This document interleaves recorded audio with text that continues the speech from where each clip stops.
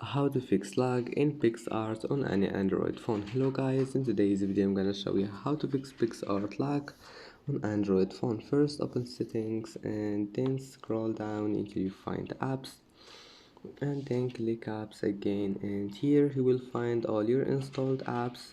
Scroll down until you find Picstart, or you can just type it and click on it.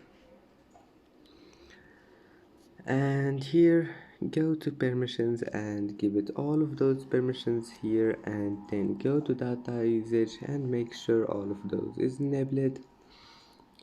And that's it. Now just click for stop and then clear cache, and that's it. Restart your phone and try again and your problem will be fixed. Don't forget to like and don't forget to subscribe, and thank you for watching this video until the end, and see you in the next video.